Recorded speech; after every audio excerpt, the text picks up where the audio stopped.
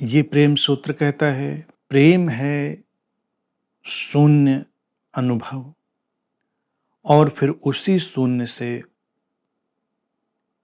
उपजते हैं शब्द, प्रथम भी अंतिम भी। शून्य, नथिंगनेस। प्रेम शून्य अनुभव है, एक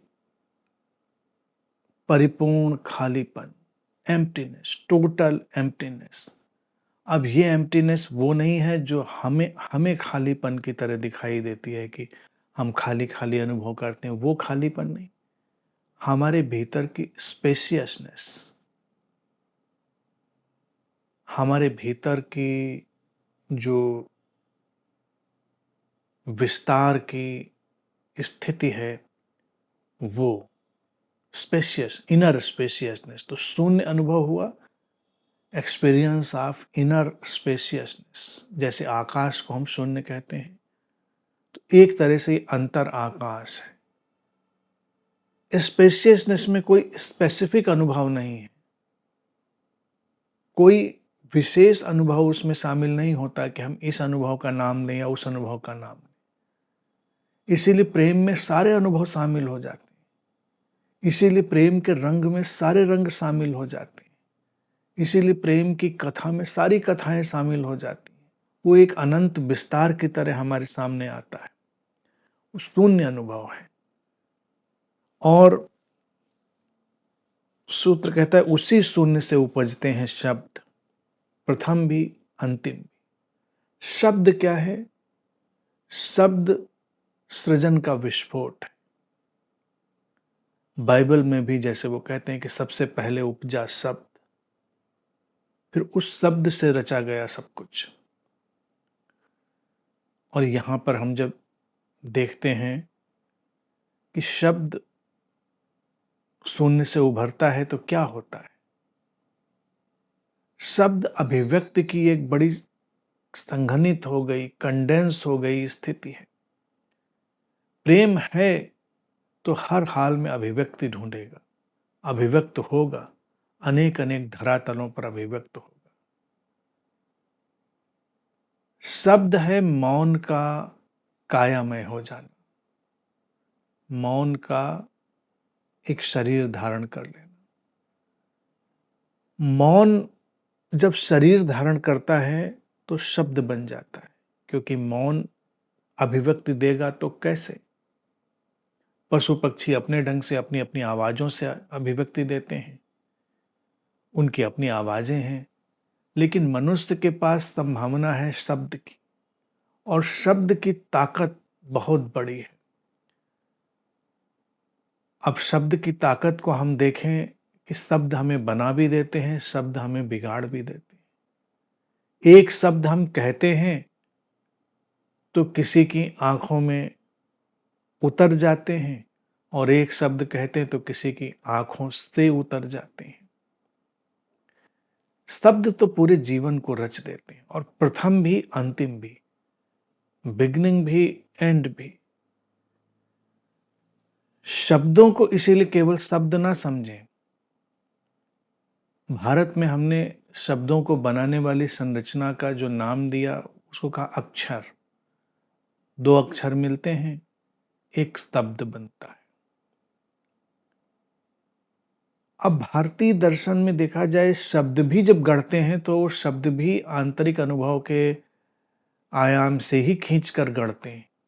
अक्षर जो क्षरित नहीं होता, जो डिके नहीं होता, जिसका कोई डिके नहीं। अब दो नॉन डिकेइंग एलिमेंट मिलते हैं और एक शब्द बनता है, तो शब्द स्थायी हो जाते हैं, शब्द अंकित हो जाते हैं, शब्द यात्रा करते हैं हमारे साथ। तो इसीलिए प्रेम में दो चीजों का बहुत महत्व हो जाता है। मौन का शून्य अनुभव, मौन में जाएंगे तो उसके शून्य अनुभव में उतरेंगे, शून्य अनुभव में उतर कर क्या होगा?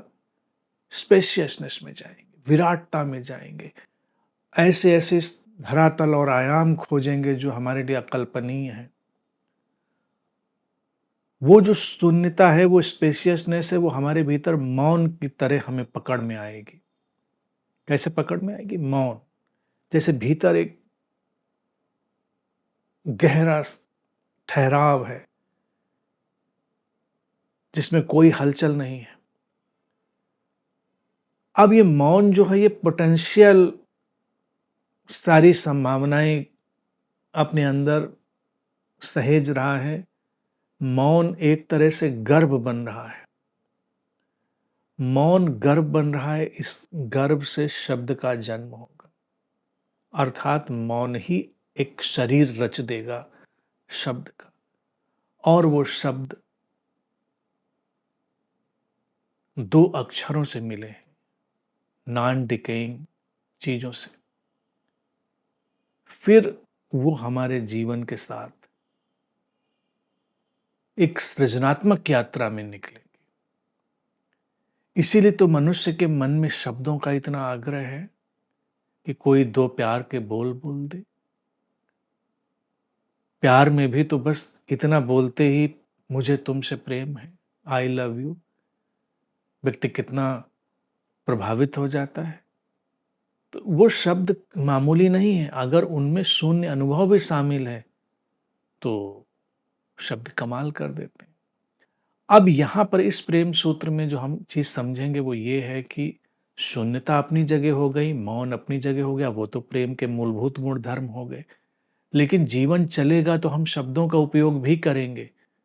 तो अपने शब्दों को सजाओ, संवारो, शब्दों को प्राणवान बनाओ, शब्दों को जीवन दो, क्योंकि वो प्रेम के आयाम से उपजे हैं। वो बहुत कुछ करेंगे जीवन में, खाली जाने वाले नहीं हैं। इसीलिए तो शब्द मंत्र बन जाते हैं। मंत्र जिनको हम कहते हैं वो कुछ और तो नहीं है, शब्द का ही एक अलग रूप है, जो हमारे मन को एक शक्ति देने वाली संरचना बन जाए, वो शब्द है। तो हर शब्द जो मन को शक्ति दे रहा है वो मंत्र बन जाता है। इसीलिए कभी किसी के कहे हुए कुछ शब्द हमारे जीवन पर्यंत अंतर्मन में गूंजते रहते हैं और हमारा पथ प्रदर्शन करते रहते हैं, और कभी कुछ शब्द हमको चोटिल करते रहते हैं, चोट पहुंचाते रहते हैं। तो अब जब शब्द की सत्ता आ गई हाथ में, तो व्यक्ति को उनसे सृजनात्मक काम लेना है, काम विध्वंसक भी लिया जा सकता है। जैसे दिया जले, रोशनी के काम भी आ सकता है और घर जलाने के काम भी आ सकता है। प्रेम है दिए का उस तरह जलाना जो आलोकित करता है, रोशनी करता है। प्रेम की स्थितियां टूट जाएं, बिखर जाएं, प्रेम विनष्ट होने लगे, तो वही दिया फिर घर जलाने के काम आता है।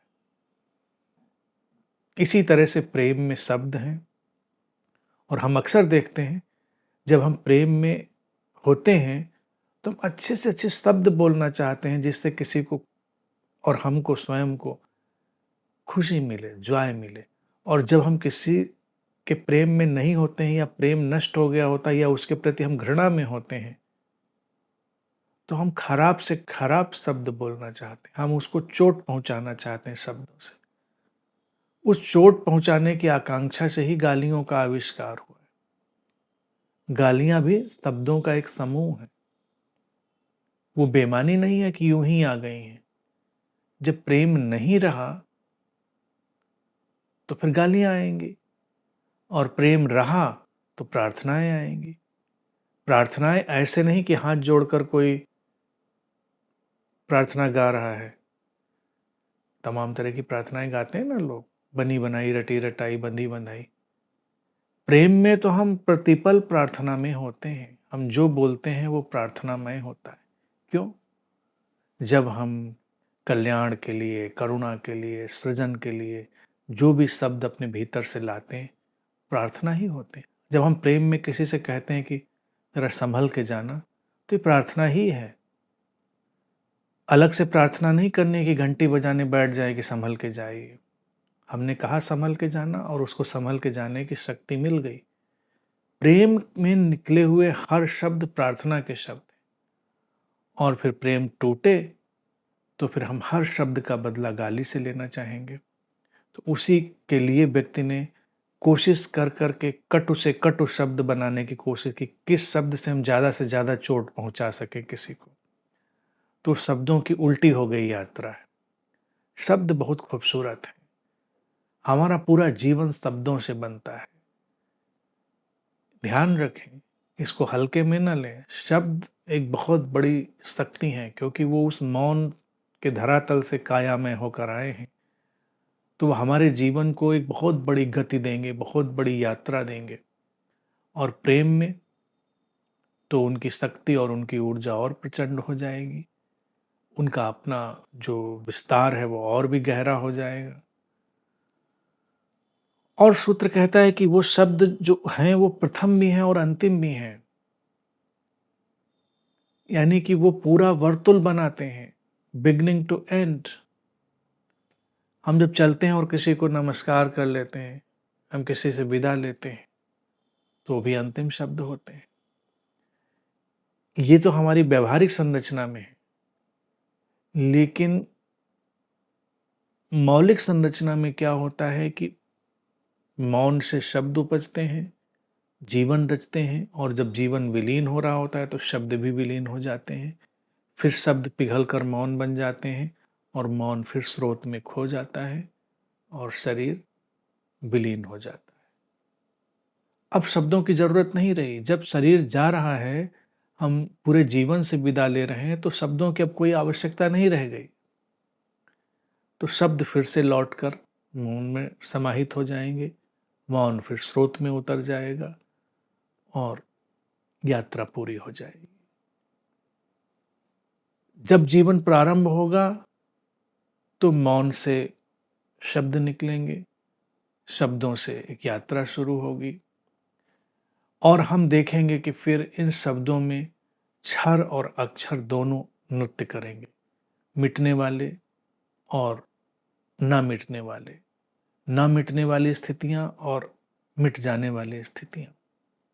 और ये जादू है कि जीवन हमारा क्षर से अक्षर की यात्रा है, और शब्द उसमें अपना पूरा सहयोग देते हैं। चाहे वो शब्द खामोशी में डूबे हुए हों, चाहे वो शब्द मुखरित हो गए हों। मनुष्य के जीवन में शब्दों का आगमन ही उसको इतना शक्तिशाली बनाता है, वही उसको वस्तुतः मनुष्य बनाता है।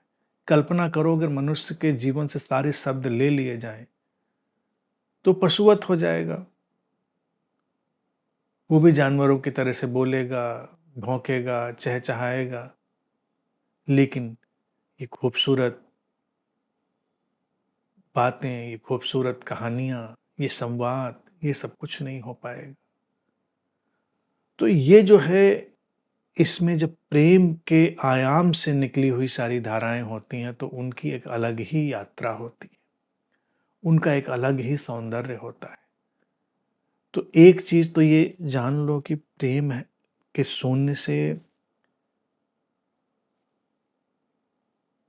प्रेम के उस शून्य अनुभव से, अर्थात उस स्पेशियसनेस से, जो मौन के धरातल में हमारा अवतरण होता है, वहां से फिर शब्दों का आगमन होता है, फिर उन शब्दों से पूरा जीवन हम निर्मित कर रहे हैं। तो अपने शब्दों के प्रति बहुत सचेत हो जाएं, सुंदर रखें, सौम्य रखें, गरिमा में रखें, और कल्पना करके भी देखोगे तो अच्छा लगेगा, और प्रयोग करके देखोगे कि अगर 3 महीने अपने शब्दों को संयत, संतुलित, गरिमा में, सौम्य बना के रखा हमने, स्वयं से, दूसरों से, सबसे बात करते हुए, तो 3 महीने में ही हम देखेंगे हमारे जीवन में एक लय आ गई, रिद्म आ गई, हार्मनी आ गई, और प्रेम की धाराएं हमसे भी फूट रही हैं और हम तक भी आ रही हैं।